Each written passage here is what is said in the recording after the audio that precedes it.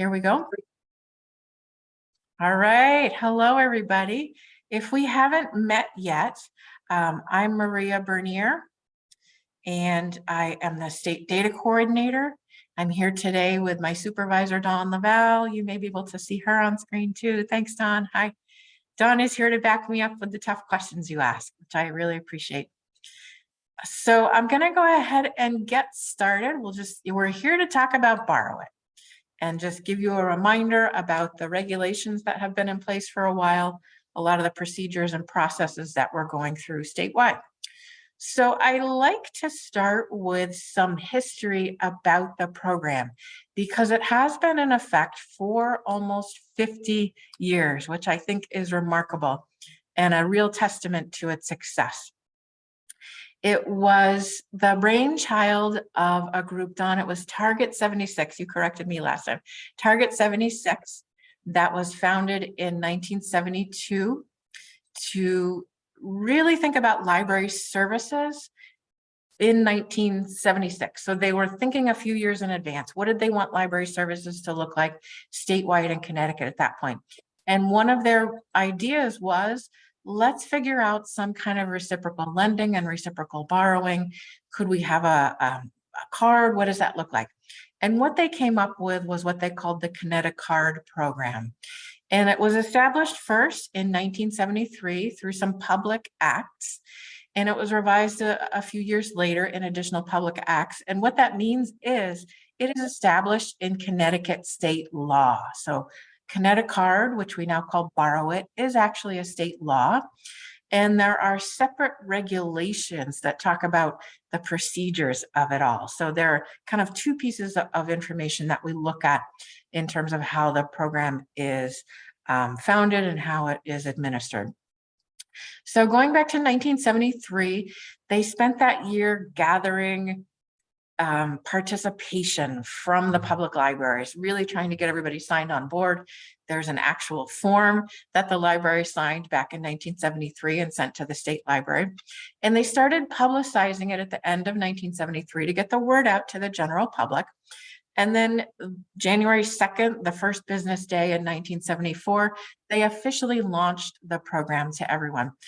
And at that point, there were 143 libraries participating, which was about 3/4 of the public libraries in the state at the time. So they had really great response right from the get-go with libraries that wanted to participate in this fabulous resource sharing program.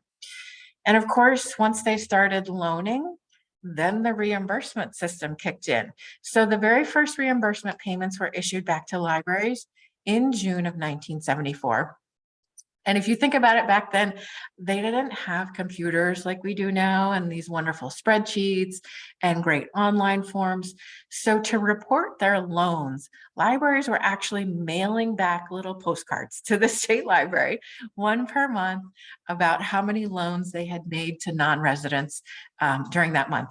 And some poor librarian was sitting in a room somewhere collating all of those postcards and adding them up by hand to figure out how many loans had been made to each town and each library and what the reimbursement would look like. And in that very first year, they made almost 400,000 loans to non-residents, which I think is absolutely remarkable for a brand new program. That so many people were interested in reading and listening to and borrowing items throughout the state. And there was this wonderful response to the program. And it grew from there. And this was before Kinetic card. This was before the delivery service.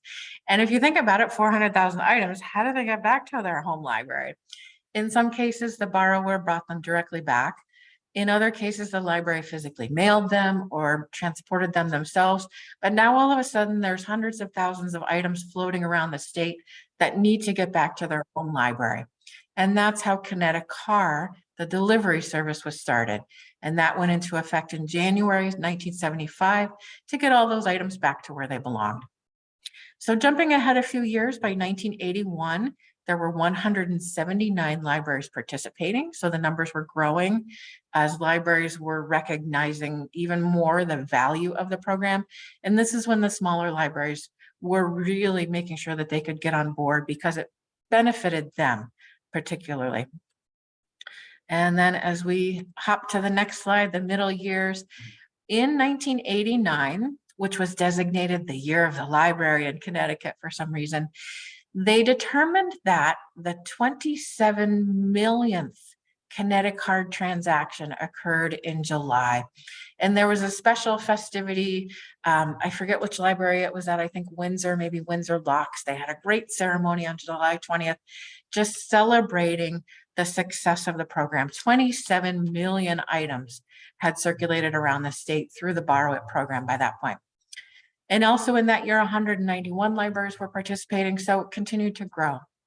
Now in January 1994, that's the most recent time that the regulations were updated. So these are regulations for Connecticut state agencies. Now think about where libraries were in 1994. We might have had a computerized lending system or a computerized catalog system. We probably were not providing many public access computers, definitely not for internet service at that point. We weren't circulating electronic materials, right? We didn't have ebooks. We didn't have downloadable audio and video. We were circulating physical items. And that's how the regulations were written for libraries at that time. So we will talk about some clarifications that have come up since then as circumstances change, but they were really written to provide access to physical materials for non-residents. Now, jumping ahead to 2010, this was the peak year for the service when residents borrowed 5 million items from libraries around the state. Talk about bang for your buck, right? 5 million loans were made that year. And in the most recent years pre-pandemic, the number was closer to 3.5 million, still very robust. And of course, during COVID, all of our numbers tanked. And I think in 2020, it was maybe a little over 1 million. And now we're creeping back up over 2 million in the most recent year. And I think we're probably going to get back up to where we were. But it was a very, very robust system. Now in 2015, we had a statewide rebranding project. And so we renamed the program borrowIT CT. So I'm going to call it borrowIT CT. And I know there are a lot of old timers who continue to call it Kinetic Card or C Card. But when I talk about borrowIT or borrowIT CT, that's the program I'm talking about. So we're probably all on the same terms. And just looking at the whole length of the program over the entire span that we have been lending and borrowing items through borrowIT CT, almost look at that 154 million loans were made. That is a remarkable testament to our residents' interest in kind of reading beyond their own library borders and their own library walls. They're interested in borrowing anywhere and everywhere they can because there are fabulous books and items in every library across the state. So really super successful program. Let's talk now about the rules and how all of this works. So this is the point where I say these slides are on our LibGuide, and I'll show you where they're located as we go through the presentation today. But you should have received a link yesterday around 2 o'clock. You should have received an email from the Middletown Library Service Center with a reminder of today's webinar, as well as a link to where you could find these slides online. So hopefully you did locate those and you're able to take notes if you want to. And once we pull up the slides, if you get your own copy, obviously anything that's a link is a link. So if you were interested in linking over to subtitle 11-31C of the regulations, you could do that from this slide. So anytime we talk about rules, we start with definitions, right? And we're librarians, we love our definitions and our dictionaries. So starting at the very top, the Kinetic Card program allows a resident of any town in the state who holds a valid borrower card issued by their home library to use that card to borrow materials from any participating public library in the state. So let's break that down a little bit. It allows any resident of any town in the state. So you got to have some kind of home in Connecticut in order to take advantage of this program. And what do we mean by a valid borrower card? That's explained a little bit later on, but it does have specific pieces of information on it that constitute a valid library card, a valid borrower card issued by their home library. And the resident must present that card to borrow materials from another participating public library. So that's what the program is about. Somebody walks into your library with their hometown card and says, hey, I want to borrow this thing that you have on the shelf. That's a borrowIT loan. So a resident, we have to define these things too, because it makes a difference in the context of this program. But a person is a resident of a town if they are principally domiciled in that town. So their first home is in that town, or their primary home is in that town. Now, they were thinking of dual residency and people with multiple properties back then. And they said right there in the definitions of these regulations that a borrower can be principally domiciled only in one town, right? That's what principal means, first, once. So a borrower can have only one hometown library card. And here's the next definition. The home library is the public library in the town where the borrower is a resident. So let's think about that. If, for instance, a person has a home in Fairfield County and maybe a weekend or a holiday home up in Litchfield County, their principal domicile would be in Fairfield County. And so for the purposes of the borrowIT program, their library in Fairfield County would be their home library. And when they go to their second home, their weekend home up in Litchfield County, for the purposes of borrowIT, they become a non-resident there. And they could present, if they wanted to, their Fairfield County card and borrow items at their local library. That would work perfectly well. So that's how home library and principal domicile work. Now, your Connecticut borrower card is the card issued by the home library. That's the only card that you can use to borrow through the Kinetic card program. So there's really only one card that will get you all the privileges in the state, and that's from your home library. So let's talk about some requirements, how this works. So with this program, the library has some requirements, some things that you need to do at your library, and the patrons have some requirements. And the state library has some requirements. So we all have a role, we all have a job in this process to make it work. And from your side, you really need to issue valid borrower cards. And that means the card has to include all three pieces of information. The first being name and town of the issuing library. Obviously, if you're a memorial library named after somebody, you'll want to make sure that your town is somehow mentioned on your library card, whether on your logo or somewhere in there. And then you'll need to include the name of the person to whom the card was issued. Great. We do that anyway with our library cards. We put the name of the patron on there.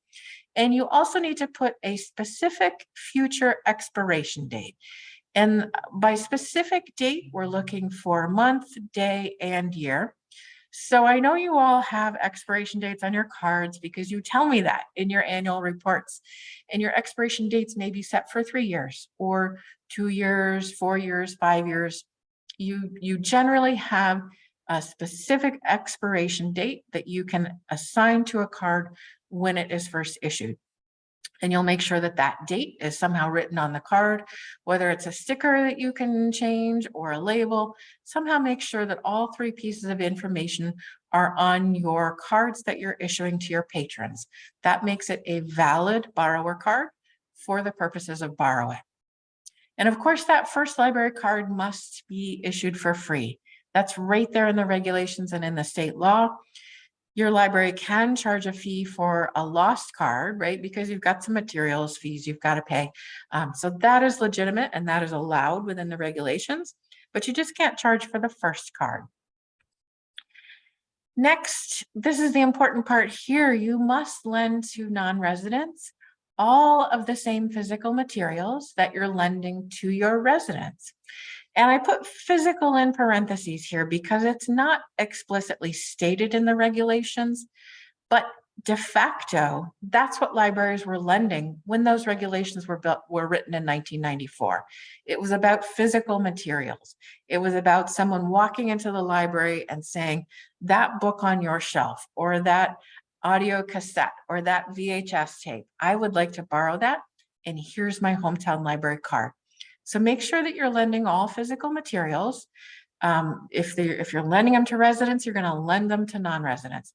And that includes everything. So that includes hotspots, computers, museum passes, ukuleles, cake pans, power equipment, jigsaw puzzles, games, whatever hot topic we've had on Contact. If you're lending a physical item to your residents, make sure that you're lending it to the non-residents. And then I put this next bullet point in here, the second bullet point with the big round circle, because everybody says, but our friends paid for it. And honestly, it doesn't matter where the funding comes from. So whether your friends paid for it through a donation, thank you, friends, or whether you have an endowment, some funds that have a restricted use or a grant, the funding source is really irrelevant here. The point is, if you're lending physical materials to your residents, you also have to lend them to your non-residents. So I made that a specific bullet point because somebody's going to email me or put a question in the chat and say, what about our friends? So it's right there. And please do share this information with your coworkers and with your frontline circulation staff and everybody, so they're all aware that it does apply to everything. Now, you also need to use the same circulation and renewal rules for everybody. So if that item goes out for 2-week loan period with one potential renewal, those rules must be applied to everyone equally. And also, if a non-resident wants to see your circulation policy, you do need to be able to provide it to them. So maybe you've got a web page where you put your circulation policy and procedures. So it becomes really easy for everyone to find, easy to print off. So if library staff need to give somebody a copy, it's there and it's available to them. So those are your library requirements. In addition, you will file a borrowIT report of lending to non-residents each year. So right at the beginning of March, you're going to compile all of your numbers if you haven't been doing it monthly, and you'll send that form to me. Right now, it's an Excel form that we've supplied to you. And I can always send you that form if you need another copy of it, but it's also downloadable from our LibGuides, and I'll show you where to find that. You will certify the accuracy of this report. It is in the regulations that we ask libraries to certify that accuracy. So there are a couple new questions on there, and I'll show you how those work. And then you'll file a borrowIT expenditure report with me by the end of October. And that's a very simple SurveyMonkey form with just, I think, 4 questions where you tell me how you spent the money that you received in the previous year. And it's super short, super simple. I don't need receipts. It's like little buttons you click. It's the easiest report to do. So those are requirements. And you get some options as a library. So you may, but you are not required to accept reserves and ILL requests from non-residents. So if you want to let non-residents place holds or reserves, you can, but you don't have to. If you want to let non-residents place ILL requests, you can, but you are not required to do that.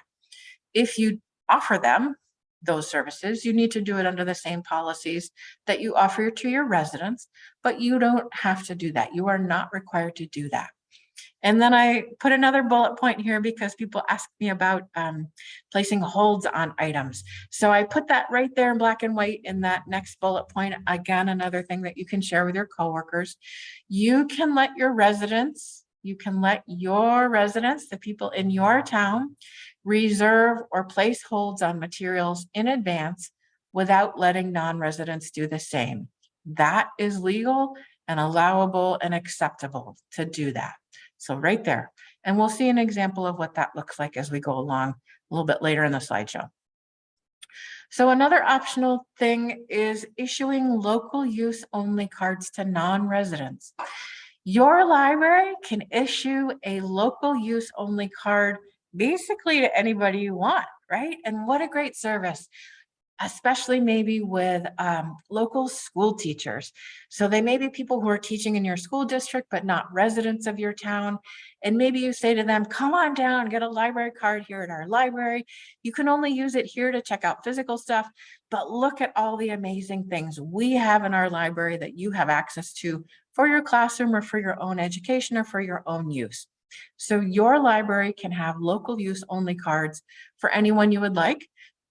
But you will clearly mark on there that it is for local use only. And under the regulations, that card has to be free, just like your regular borrower card, but you can charge a replacement fee if somebody has lost it. You're charging them to replace that card. And specifically, the cards have to include the name of the patron's town of residence.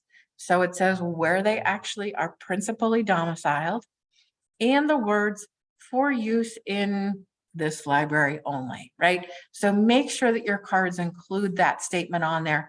So it's very clear right on the card. It can be used only in your library for your purposes and will never be confused with an official borrowIT card that they could use anywhere, right? So it's for local use only. That's one option. Another option is, say somebody comes to your library and says, hey, I've got my library card. I would love to borrow items here.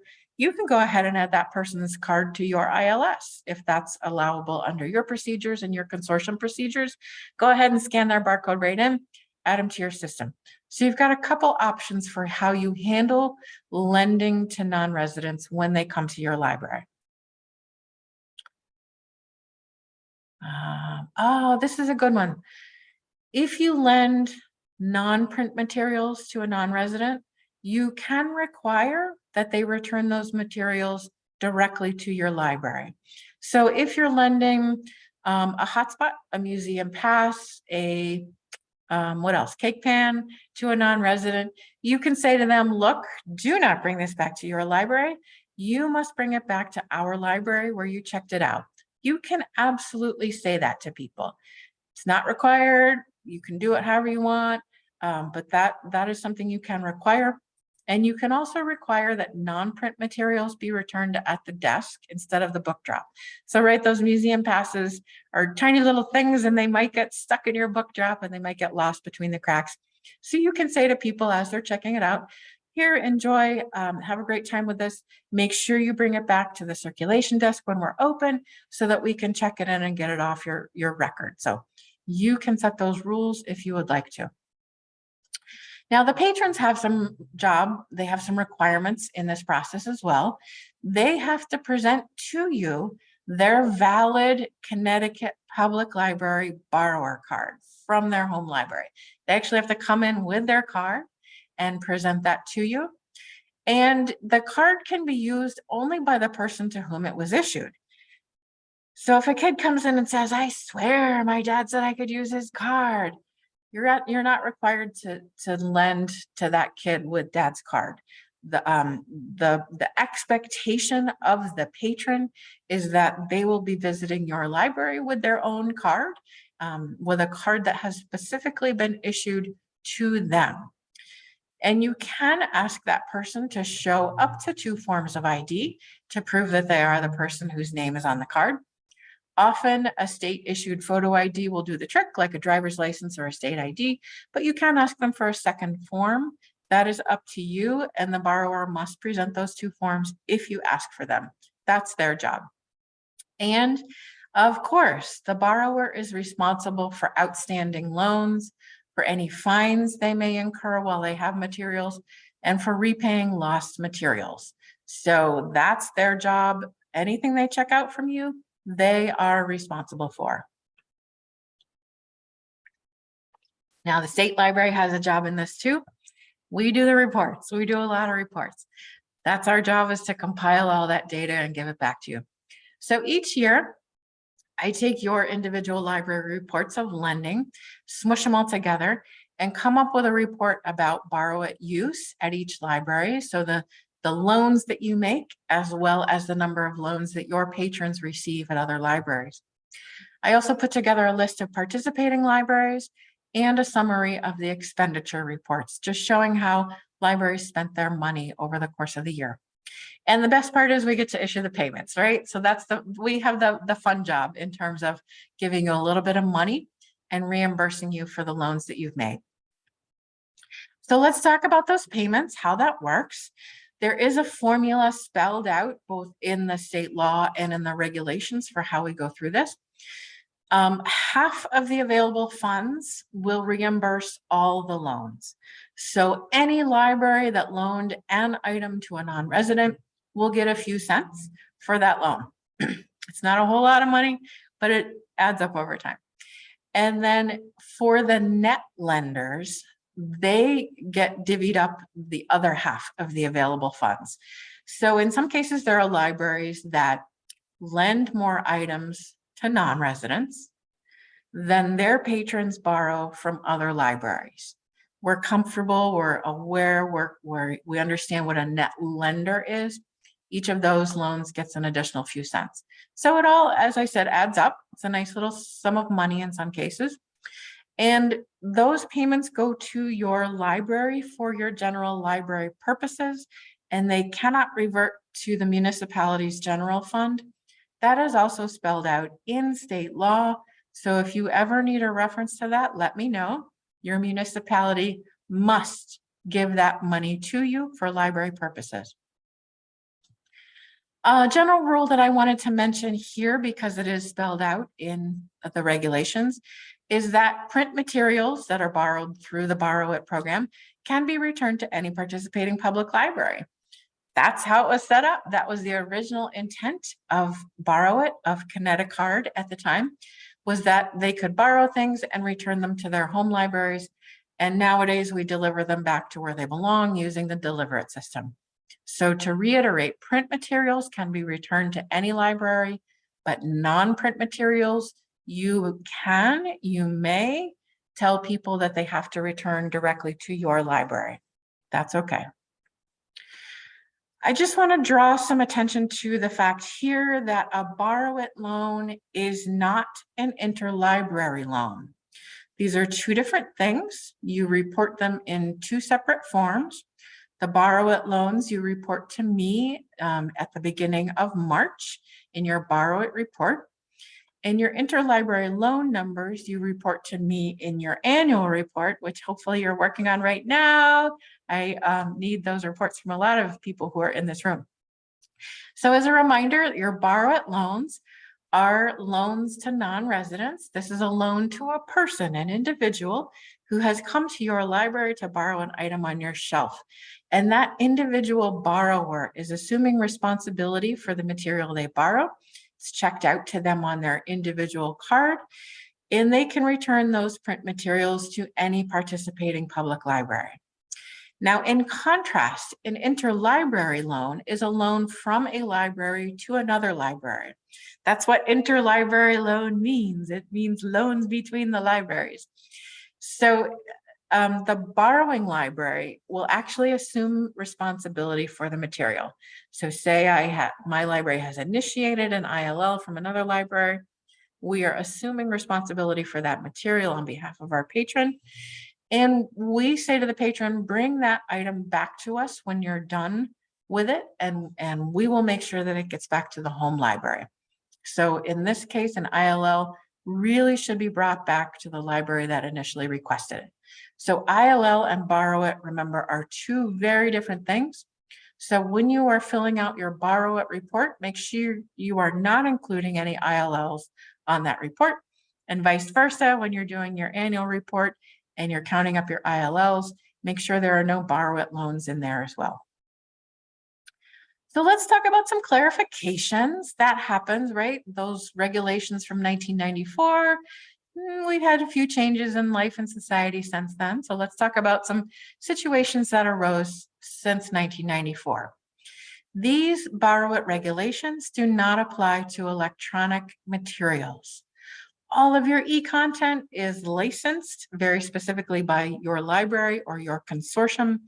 Those rules are a little particular, and they are specific to your materials and your library. So you are not required to lend ebooks, downloadables, or anything to non-residents. We do not consider e-content as part of these collections that have to be loaned. So it's spelled out right there on the slide. So it's available to you in case you need to refer to it. But if you lend ebook readers, if you loan out Kindles or Nooks, maybe a tablet, you have to lend those to non-residents as well as to residents. Yes, they contain ebooks, but they are actually physical items. They are Kindles and Nooks that you can hold and you can plug in. If you lend those, you must lend them to everyone. Another clarification is that it is okay for a kid to have 2 or more home libraries and borrower cards, because kids don't have a whole lot of say in their lives. They get shuttled around and taken places by their responsible adults. So to make it easier for the children, we have said as a point of clarification, they can have multiple cards. Sometimes one caregiver or parent or guardian is not willing to be responsible for what has been checked out by the other caregiver. So this allows them to sort of separate their responsibilities and lets the kid have access to like all the books in the world. So it's like the best thing ever for the kid. It's this tiny little silver lining in their cloud. So go ahead and let your kids have multiple cards. That is not a problem. Keychain cards that were also not really a thing in '94. Remember those tiny little cards? Everybody's got a store discount card and a keychain card for this and that. It's hard to squeeze all of the information on there, right? To get your library's name on there and the town and the patron name and the expiration date. So what you will do is if somebody comes in and presents a keychain card, go ahead and capture all of their information in that initial interaction.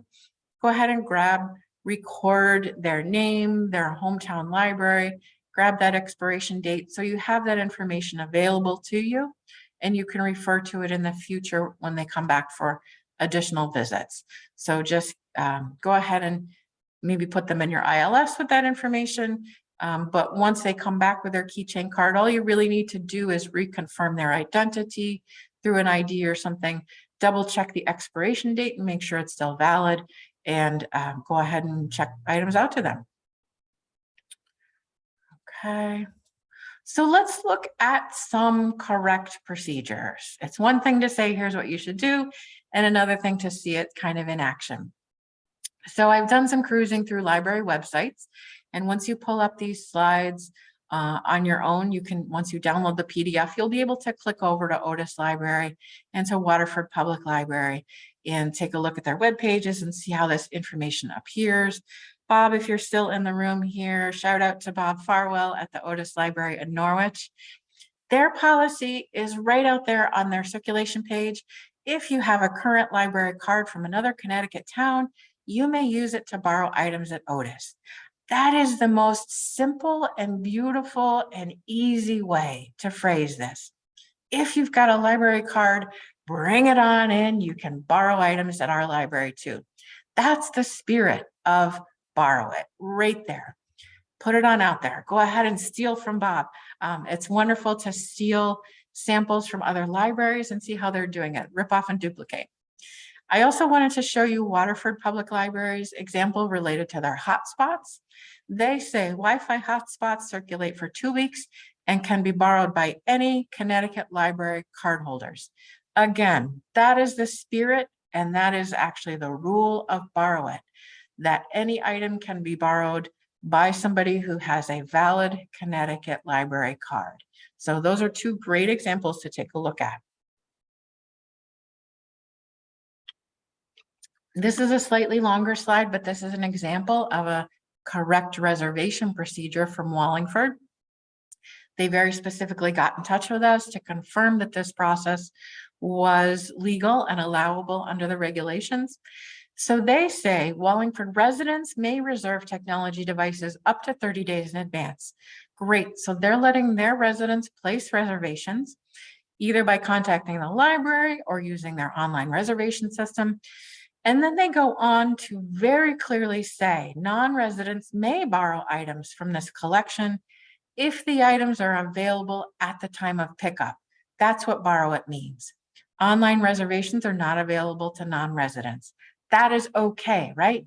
Because as that slide earlier said, you are not required to accept reservations or holds or reserves from non-residents. You can if you want to, but you're not required to. So this is a good example of how you might put a policy or a procedure on your website, informing people about how to borrow items or to place holds. This is a very clear one. Some things you might want to avoid in your procedures as you're talking about borrowIT and circulation in general are saying that you lend items only to your cardholders. When I see that you lend only to cardholders, I interpret that as residents, that you're lending things only to residents. Because how am I going to get a card at your library?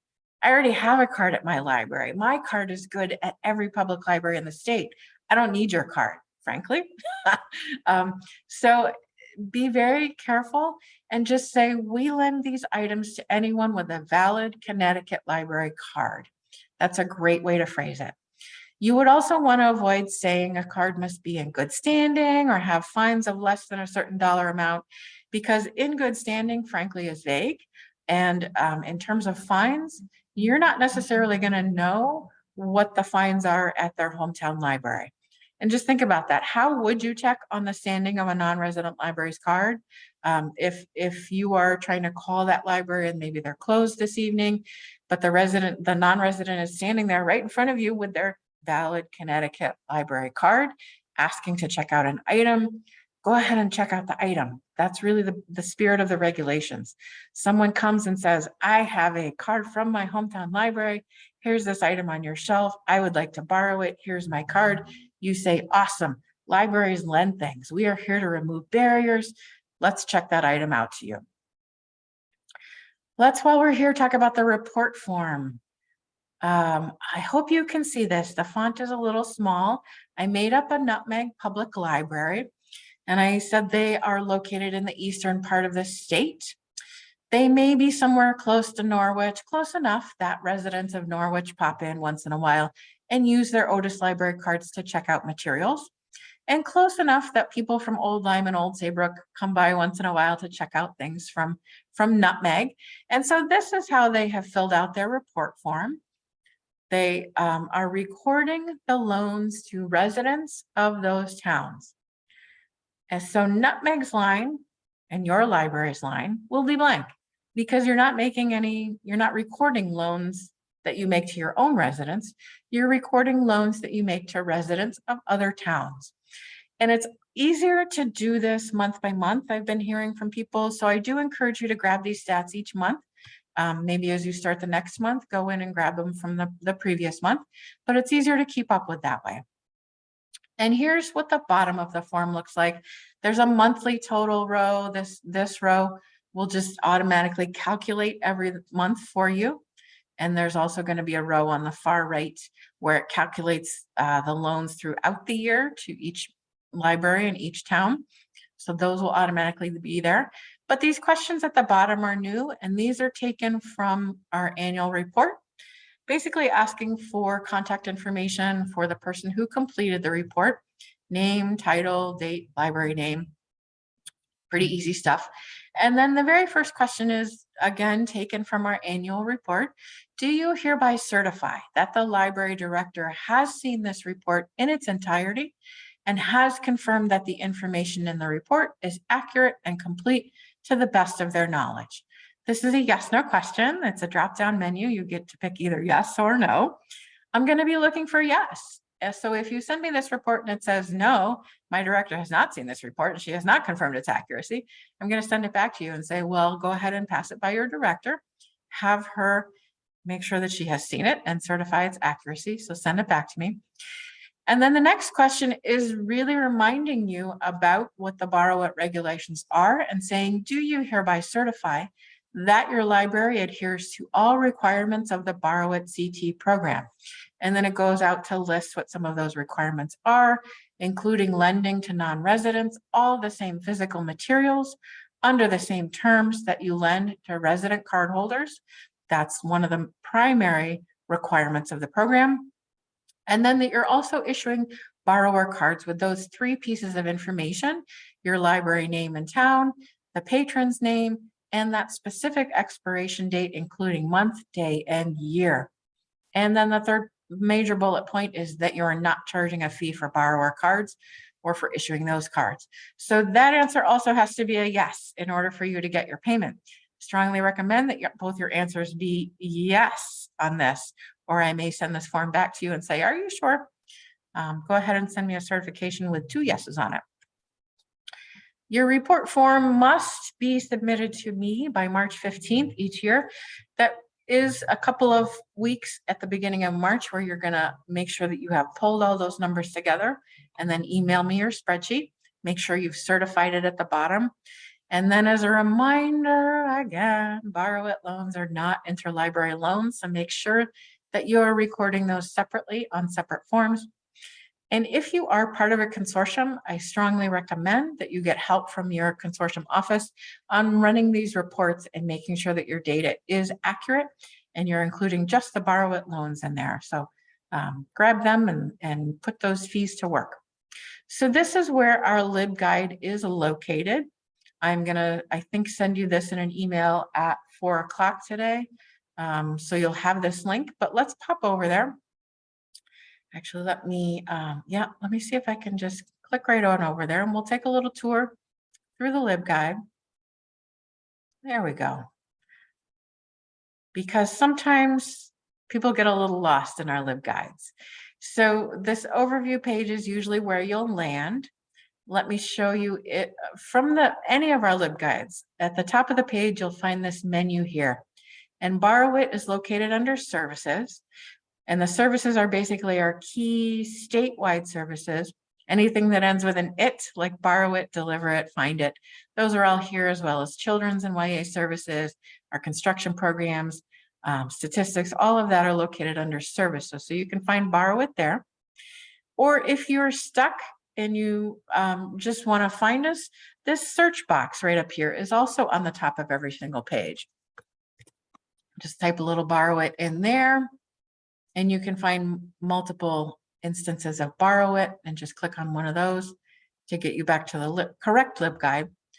And sometimes if you're on our homepage, our DLD homepage, which looks like this, you can find all of the key links up here in our link cloud, and borrowIT is the very first one on the left here. So those are a few ways you can find the LibGuide. And if you're familiar with LibGuides, there are multiple pages within a guide. So each of these tabs right at the top here is a separate page. Let me see if I can make that a little bigger for you. Each of these is a separate page. And then as we scroll down, sometimes there are tabs within boxes too.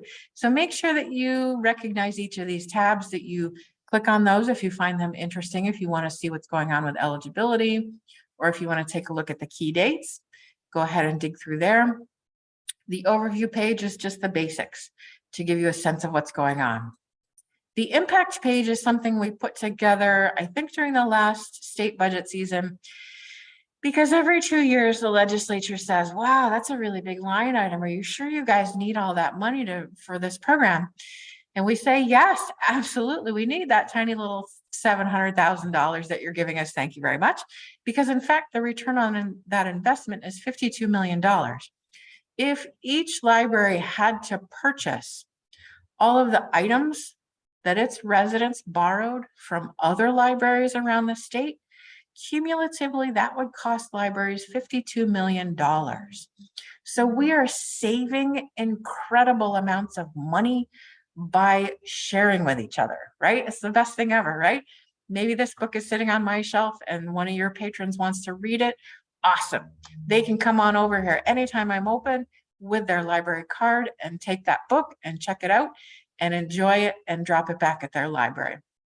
It's a wonderful, open way of sharing all the resources that we have throughout the state. So we talk about the impact a lot. And then the report form is here. So if you don't have a copy of the Excel spreadsheet, please take a look at the report form. You can download it right here. Just click on that, borrowIT CT report form. That will download the Excel spreadsheet for you that you're going to fill in and get back to me by March 15th. There's the deadline. Now here's our regulations. So if you were actually interested in reading all of the regulations, they are here for you. They are right here. Here's a little information. I'm going to be putting this recording on our YouTube channel later today or probably tomorrow morning. And here's our slides. So these slides right here are the same slides that I just showed you. You can download those.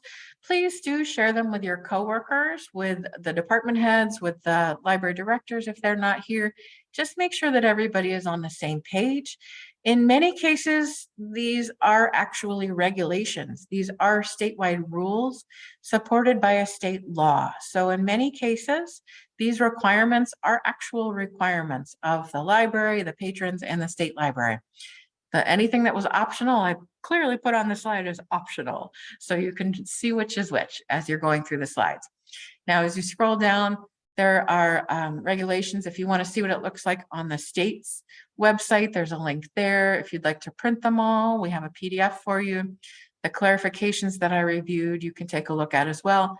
But the regulations are all right here, starting, of course, with definitions, because that's where we always start. Clarification statements are there. So if you're interested in statistics and payments, which I enjoy because I'm the numbers person, these are kind of fun. You can see the payment information, which libraries had how many loans and received what payments. But really the good stuff is this report creator right here.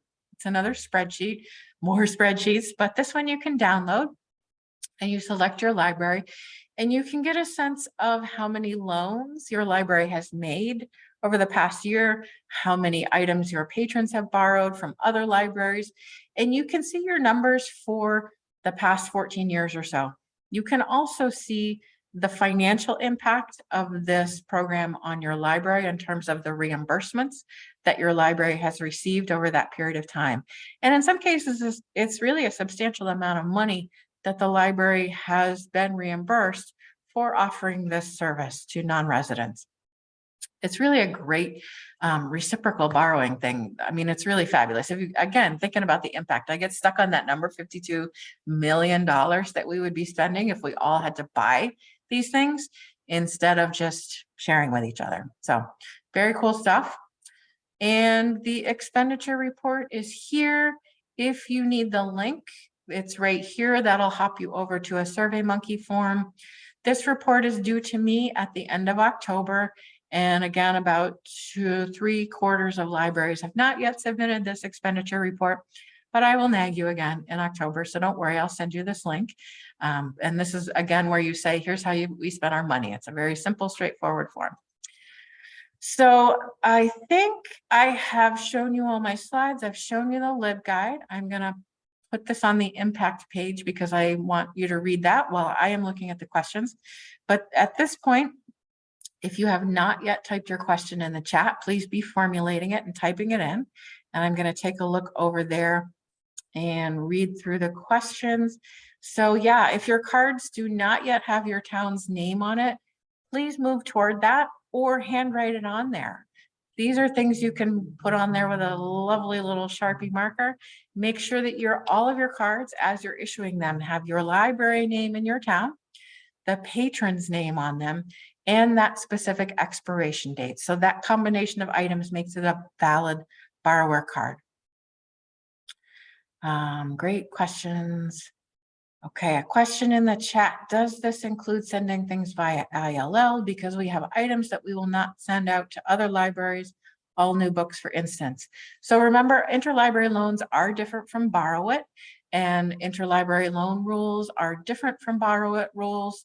Under the interlibrary loan rules, which I am not responsible for, you do not have to send out new items via interlibrary loan if you don't want to. However, if a non-resident walks into your library and says, oh, that item on your new bookshelf, that's exactly what I was looking for. I would like to borrow that. Here is my valid Connecticut library borrower card. You must lend them that item. That's what the rule is. If somebody comes in and says, I don't live here, but I do have a card at my library. I see you've got this thing. You have to lend it to them if it's a physical item. That's how the rules work. Okay. I'm not sure about deliver it stipulations about sending new items. That may be local rules.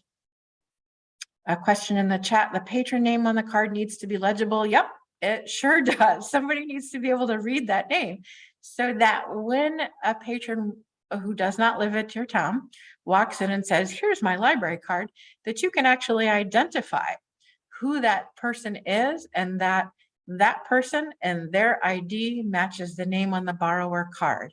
So all of that information, all of those pieces of data do need to be legible and readable. Okay, we have seen cards from other libraries that do not have a typed patron name. Instead, it has a signature that is often not legible. And sometimes because the patron completes it on their own, they sign something other than their name. So that would not be a valid Connecticut library borrower card.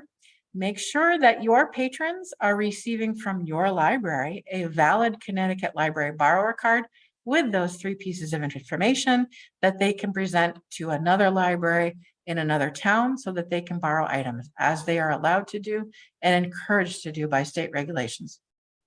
Another question in the chat is a non-resident / local use only card for out-of-state users. That's up to your library. You can offer that service if you would like to. We've had questions from libraries that are on the New York border, on the Rhode Island border, on the Massachusetts border. We all got borders. If you would like to offer a local use only card to residents of other states, you can absolutely do that. And we encourage you to do it for free because we're libraries, right? We want you to use our stuff. If I've got something sitting on the shelf and you walk in and you want to use it, I would far rather have you use it than it continue to sit on the shelf gathering dust.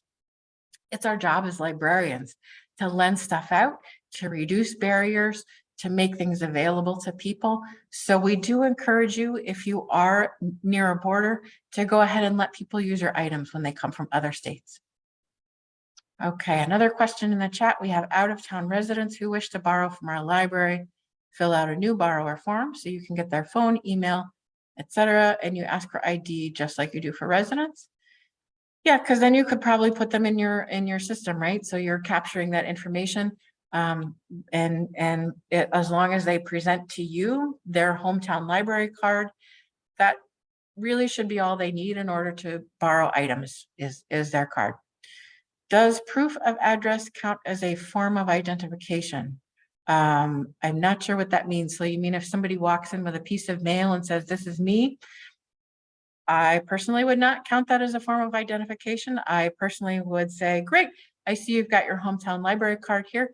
Do you have your driver's license or do you have a state issued photo ID that I could take a look at to confirm that this card actually does belong to you? If they don't have that, that may be when you go into the second form of identification to confirm that the person who walks into your library with a card is actually using their card. Another question in the chat, can museum passes we loan to out-of-town patrons be required to be returned directly to the loaning library and not via deliver it? Why, yes, you can absolutely require that non-residents who borrow non-print items from your library return those items directly to your library. You can also require them to return them to the circulation desk when your library is open. Okay. A question about regarding children having multiple cards, can they have more than one card per town if there are different addresses associated? Interesting twist. So that both of the caregivers live in the same town, but can the kid have multiple cards? That would have to be your local policy. So that's your library deciding which card you want to issue. So I'm going to throw that ball back at you to figure out for your library. But as long as they've got one library card, they can certainly borrow items at your library. But one of those cards for the purposes of the borrowIT program would want to be the one that has obviously the library name on it, their name, and the expiration date. Okay, another question in the chat. If someone has a second home in a different town, are they not eligible to get a library card in that town? So let's go back to our example, somebody who has a home in Fairfield County and a weekend home in Litchfield County. Their principal domicile is in Fairfield County. That's where their hometown library card is. When they go to their library in Litchfield County, that library has an option, has a choice. They can either issue that patron a local use only card, or they can add that patron's hometown library card to their ILS. So remember, any library can issue a local use only card to anyone that you want to issue it to. It has to be very clearly marked that it's for local use only.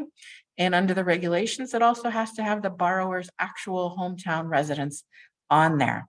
So make sure that if you are issuing local use only cards, that you're putting all of that data on there so that it cannot be misconstrued as a card that they can use anywhere else. It can only be used at your library to borrow your items. Okay, another question in the chat. You can say that non-residents cannot reserve museum passes days in advance. They can check them out for same day use. That is absolutely correct. You do have that option. As we said, you don't have to offer them reservations or holds in advance, but if the pass is available when they come in, they must be able to check it out. So they can, it's the luck of the draw. If they come in and it's available, they can check it out and you must check it out to them. Okay, all right, I think I got through everyone's questions. If I have not, make sure that you're typing them in there as we go along. I think I even ended on time. So fabulous. Thank you all for your time. I'm greatly appreciative of your interest and your willingness. Honestly, borrowIT is the best deal ever, where a Connecticut resident can walk into any public library in the state, basically, and borrow stuff, right? That means we all have access to an entire state's worth of library materials. That honestly is better than the deal I have in Rhode Island because you've got twice as many libraries. So congrats on continuing this program. Let's hope it lasts for another 50 years. Thank you all for being here. And I'm going to go ahead and stop our recording and say thank you all. Catch you again another time. Take care, everybody.